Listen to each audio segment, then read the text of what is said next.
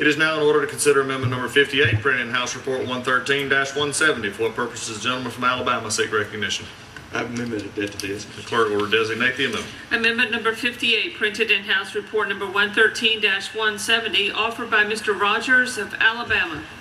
Pursuant to House Resolution 312, the gentleman from Alabama, Mr. Rogers, and a member opposed, each will control 5 minutes. The chair recognizes the gentleman from Alabama.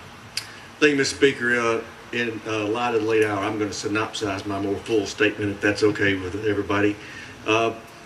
Recently, the House passed the FY14 NDAA, and in that document, we included a provision that before the $75 million that the White House has requested for implementation of the New START Treaty, they have to provide to the Congress the 1042 report, which was due 18 months ago by law, that outlines how they're going to spend the money.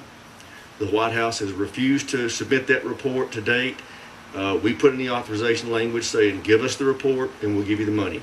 I went to Chairman Young and asked him to include this in his appropriations bill. He said he would welcome the amendment. I hope that's still the case tonight. I urge my colleagues to support my amendment. Does the gentleman reserve? Yes, I reserve. The gentleman from Alabama reserves. What purpose? The gentleman from Indiana rise. I rise to claim time in opposition to the gentleman's amendment. The gentleman from Indiana is recognized for 5 minutes in opposition.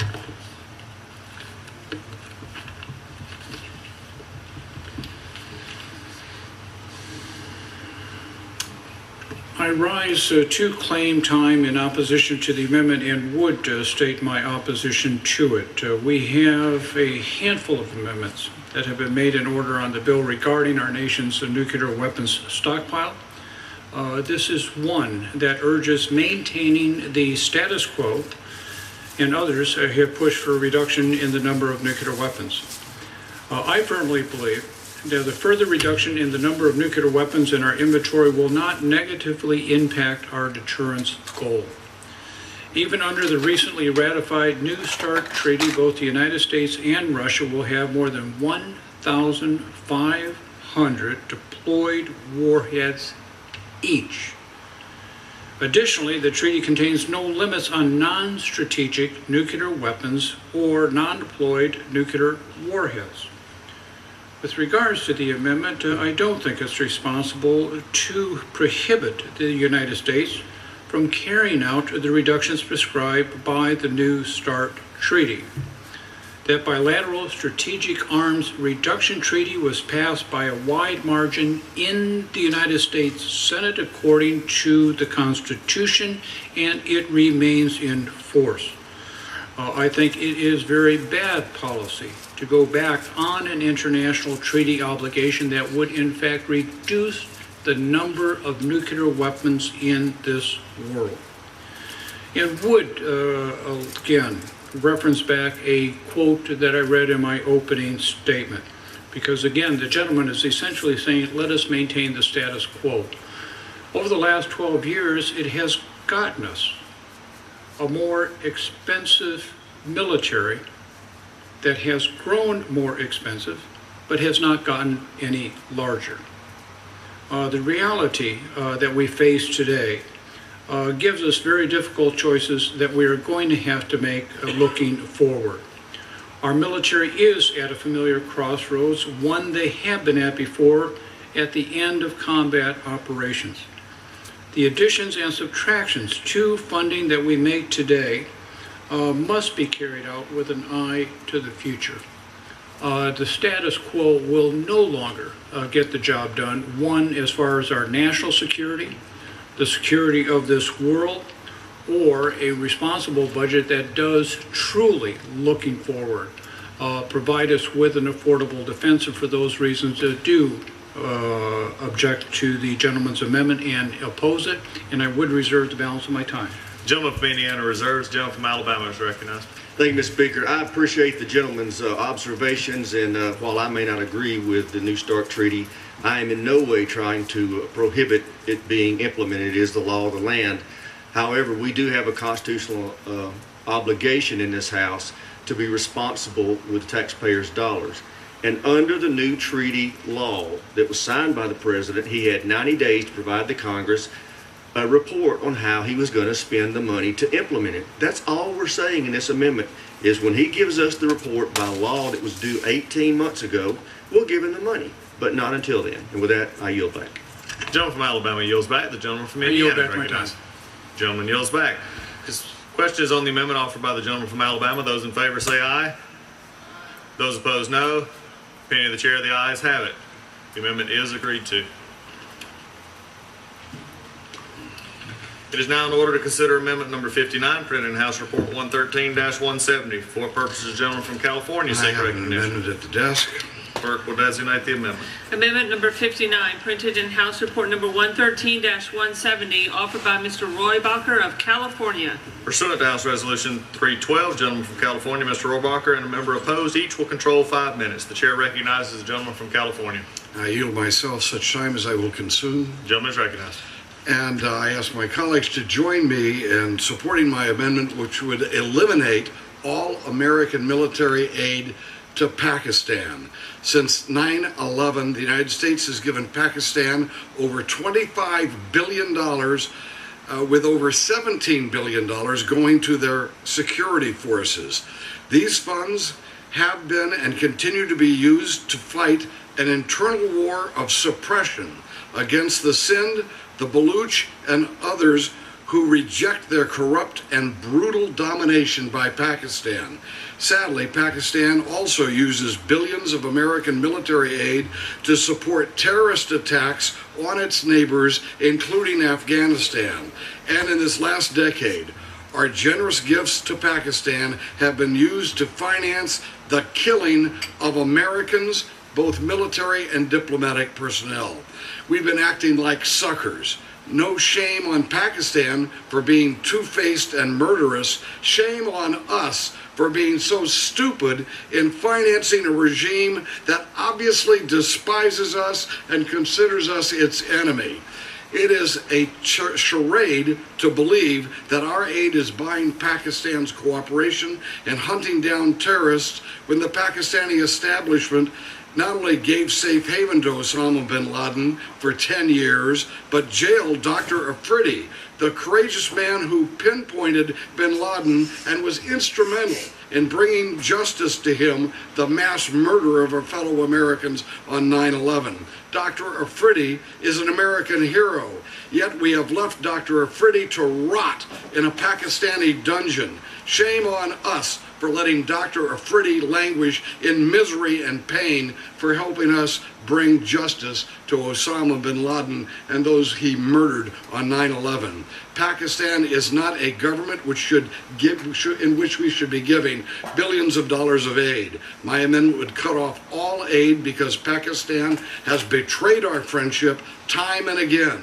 Any money we send them only strengthens their ability to act against us, to murder Baluch and Sindhi and Sikhs, and to undermine moderate Muslims in Afghanistan, even as we withdraw in 2014. At a time of tight budgets, we should reserve our aid for our friends and our allies and end assistance to a government that targets and kills Americans. I reserve the balance of my time. Gentleman from California reserves. Is anyone member seeking recognition? Gentleman from Indiana. Rise to claim time in opposition to the amendment. The gentleman from Indiana is recognized for 5 minutes in opposition. The Secretary of Defense, I'm sorry, let me start again. Section 9114 of the bill specifies the certification required of the Secretary of Defense in order to execute the coalition support funds reimbursement to Pakistan. The Secretary of Defense must certify that Pakistan is cooperating with U.S. counterterrorism operations, not supporting terrorist activities against the U.S. or Afghanistan, taking measures to curb the export of IED materials, and preventing the proliferation of nuclear materials. As mentioned earlier this evening, the relationship with Pakistan has always been difficult. It is a gray world, but maintaining that relationship is essential. It has helped the United States make progress against terrorism and Pakistan has allocated a significant part of their forces within their own borders to the counterterrorism mission. In June of 2012, Pakistan demonstrated its commitment to a stable and secure Afghanistan by reopening the ground lines of communications. I certainly regret that previously they had been closed. But this has eased tensions with the U.S. and improved logistical support for our troops. I do think withdrawal of assistance at this time is likely to polarize Pakistan and exacerbate significant pro- and anti-American rifts within their military and their government generally, and I don't think we need to aggravate a very sensitive relationship that can, in the future, be more productive to the United States. And we'll be happy to yield to the gentleman from New Jersey. Thank the gentleman for yielding, and I rise to oppose the gentleman's amendment, but understand, because we're good friends, his passion and his very, very strong feelings, which he expresses on any number of occasions and has done so eloquently tonight. Let me say, and some would argue this isn't true, but I believe it, Pakistan does remain a key U.S. counterterrorism partner, and their cooperation is essential. As we withdraw from Afghanistan, we're going to have to use, as we did during the war in Afghanistan, we're going to have to use air routes over Pakistan. We're going to have to use their maritime capabilities. We're going to have to use the land routes to get our troops and material out. Otherwise, we're going to depend on Kyrgyzstan and Russia. It's going to be damn expensive. It's going to be expensive anyway, but it'll probably be $20 billion worth of expense to withdraw from Afghanistan if we don't have the cooperation of the Pakistanis. So, and the other issue is that Pakistan is a nuclear power, and I think we need to have a close working relationship with them to make sure that those weapons in the future never fall into the wrong hands. So I appreciate the gentleman's remarks. I associate myself with him, and I strongly oppose this amendment, but obviously respect the sponsor for his strong views as well. Thank you. Appreciate the gentleman's remark, and as he mentioned, do appreciate the passion that the author of the amendment has brought to this. Obviously, there have been problems, and it is incumbent upon this country to make sure that this is an arm's length and adult relationship that is in the end beneficial to our nation. So I certainly appreciate his objective, but am opposed to his amendment. I would yield back my time. The gentleman from Indiana yields back. The gentleman from California. The gentleman noted that this is a gray world. It is not a gray world in so many cases. This is not a gray world when people are killing Americans. This is not a gray world when someone who organizes the slaughter of 3,000 Americans on 9/11 and then is given safe haven by someone who's claiming to be our friend. No, that's not gray at all. The Pakistanis have decided a long time ago that they consider us their enemy. When they took Osama bin Laden and gave him safe haven from us and took our money while they were doing it, and took our money and used it to finance terrorist groups that have murdered American soldiers in Afghanistan. No, that's not a gray world. That's black and white. And we should stand up for the principle that people who are killing Americans will not receive American military aid. And that's how we can proclaim that tonight in this resolution. And I ask my colleagues to join me in standing up to make sure that the world knows that when they kill Americans, they're not going to be treated like they're our friends. We're not that stupid. And I yield back the balance of my time. The gentleman yields back. The question is on the amendment offered by the gentleman from California. Those in favor say aye. Those opposed, no. In the opinion of the chair, the noes have it. The amendment is not agreed to. It is now in order to consider amendment number 60, printed in House Report 113-170. For what purpose does the gentleman from Texas seek recognition? I have an amendment at the table. The clerk will designate the amendment. Amendment number 60, printed in House Report number 113-170, offered by Mr. Stockman of Texas. Pursuant to House Resolution 312, the gentleman from Texas, Mr. Stockman, and a member opposed, each will control 5 minutes. The chair recognizes the gentleman from Texas. I yield my time as much as I may consume. Without objection. This is an important amendment in that the Chinese have demonstrated time and time again that they're willing to take our tactics, our technology, and coming up in 2014, President Obama's invited the Chinese to participate in RIMPAC exercise, the world's largest international maritime exercise. Right now, the Chinese plan to use these exercises to increase their knowledge about our tactics. The participation in these military exercises are particularly concerned at this time when China is hacking our computers, stealing our weapon plans, and escalating the pressure in the South Sea of China. China's behavior does not appear to be even on the radar of the administration, and I'm really concerned now that they're becoming a belligerent in the Pacific area of the Rim. They're declaring rights to land, and we are going to, by participating with the Chinese, make it look like we're siding with the Chinese and help really the Chinese allies and against the United States. And I at this time would like to yield some to my friend that's the co-sponsor, the gentleman from California. I yield him as such time as he may consume. I rise in support of this amendment and offered by my good friend from Texas. The Chinese Communist Party is a gangster regime that rules over a billion of its subjects. It is the world's worst human rights abuser and does not deserve the recognition nor the legitimacy that comes with participating in military exercises with the armed forces of the United States. As the greatest threat to world peace and stability, the last thing we should be doing is trying to fine-tune and helping them fine-tune their military and their familiarization with their military, with the strengths and weaknesses of America's armed forces. The Chinese military is the armed wing of the Communist Party in that country. For decades, China has occupied Tibet, East Turkestan, and threatened the democratic nation of Taiwan with total annihilation. The Communist Party uses force to control its population. Thousands of Falun Gong practitioners who do nothing more than promote yoga and meditation have had their organs ghoulishly ripped from their bodies before they were executed so that those organs could be sold. The moral depravity of the Chinese Communist Party cannot be overstated. China is aggressively using military expansion to back up territorial claims against India, Japan, Taiwan, Vietnam, the Philippines, and other countries. The Chinese military is guilty of even more aggression in cyberspace, as we have just heard from my colleague from Texas. They've stolen dozens of our defense systems. They have vast amounts of intellectual property they've stolen, as well as the business records for many of our companies. The damage has been estimated in the trillions of dollars.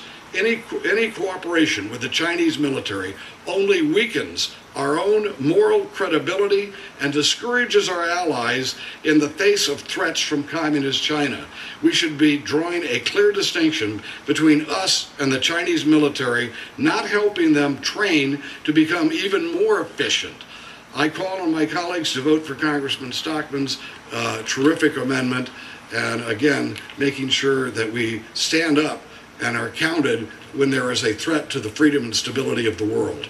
I reserve the balance of our time. Gentleman reserves. What purpose, gentleman from Indiana, rise?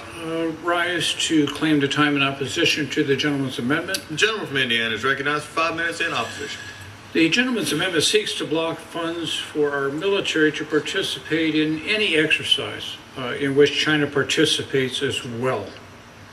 Chinese president confirmed last month in meetings with President Obama his Navy's attendance to participate in the Rim of the Pacific known as RIMPAC in 2014.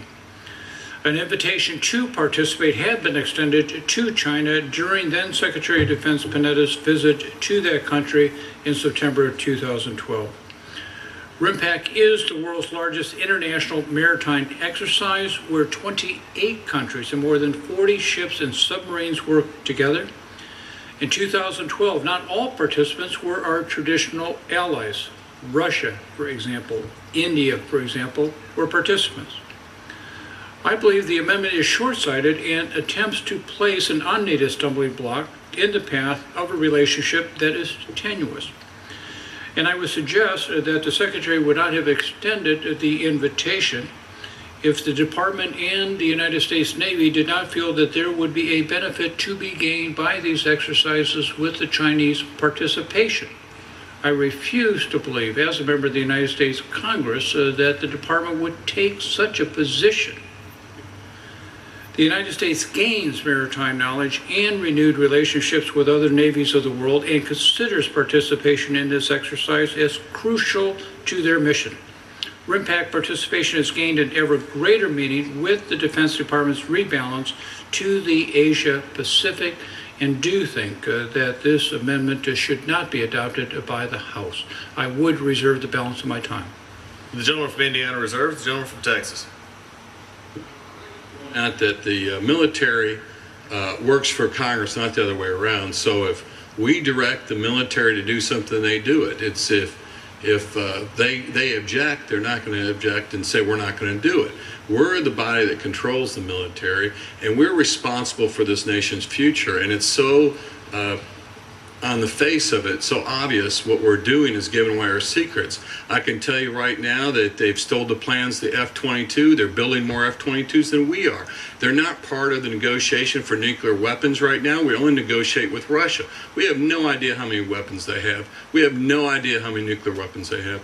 We are blind spotted by what they're doing. They're shooting down satellites, and they could blind us. But anyhow, I yield back the balance of my time. The gentleman from Texas yields back. The gentleman from Indiana. I appreciate the gentleman and would agree with his assertion that we do have civilian command of the Department of Defense and the United States Navy. And God bless the United States Navy, they follow orders. But also, having dealt with the Navy for some number of years as a member of this subcommittee, I would suggest to my colleagues, if the Navy had reservations or had some concerns, we would have had a whiff of that objection and concern wafting from the Potomac to this particular building. And I have not sensed that myself, and I would yield to the gentleman from New Jersey.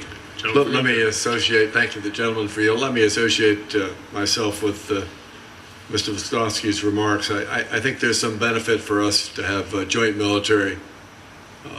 They may learn something about us. We may learn something about them. And I can assure you the committee is in a state of denial. We know the Chinese are very aggressive, setting out a strategy for a blue navy, and I think these joint exercises may be extremely beneficial to us in terms of their strategy, their naval strategy, and to be part of an overall Pacific Rim program gives us a pretty good opportunity to take a look at their capabilities.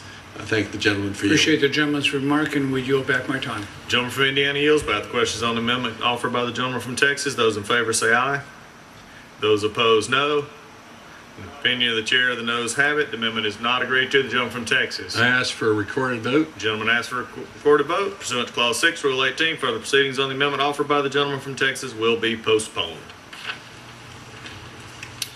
It is now in order to consider amendment number 61, printed in House Report 113-170. For what purpose does the gentleman from Ohio seek recognition? I have an amendment at the desk. The clerk will designate the amendment.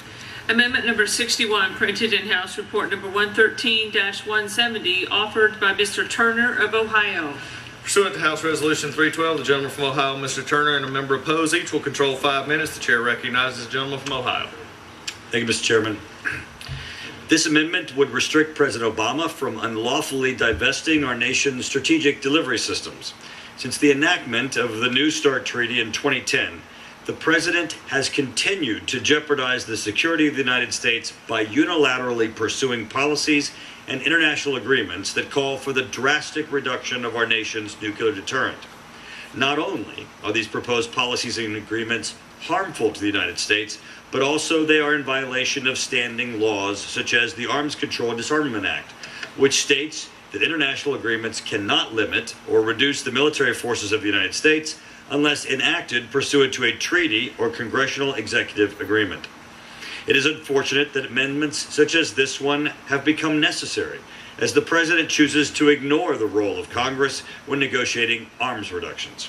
As recently as last month, President Obama delivered a speech in Berlin in which he outlined his plan to further reduce nuclear warheads by as much as 1/3. Since that time, the administration has given no indication that he would seek to negotiate or seek to Senate ratification of a formal treaty as required by law. Instead, the administration continues to engage directly with the Russian Federation while averting a formal treaty process in coordination with the Senate. These drastic reductions by the president are ill-conceived and have only encouraged the further proliferation of nuclear weapons by countries like Russia, China, and North Korea, which continue to expand the nuclear weapons programs. This amendment seeks to rein in the president's misguided policies by ensuring that none of the appropriated funds be used to reduce the strategic delivery systems of the United States in contravention of Section 303B of the Arms Control and Disarmament Act. Mr. Chairman, I reserve the balance of my time. The gentleman from Ohio reserves. For what purpose the gentleman from Indiana rise? Claim time in opposition to the gentleman's amendment. The gentleman from Indiana is recognized for 5 minutes in opposition to the amendment. We have had a number of amendments in this vein this evening, and again, I would allude back to some of my earlier comments that we have proposals and discussions and consideration taking place, and I don't think it's our duty to stop all of that from happening. The fact is, none of these weapons have ever been used in the United States or elsewhere on the planet Earth. And I would hope, as an institution, we would take this much time to consider the asymmetrical threats that have occurred against this country and its citizens and our allies across the country, such as the attack on the USS Cole, the USS bombings in Tanzania and Kenya, the events of 2001. Think about the instability and strategic challenges we face now in Egypt, in Syria, in Libya, in North Africa. The continuing challenge of Iran that supports terrorist organizations with regional and global aims.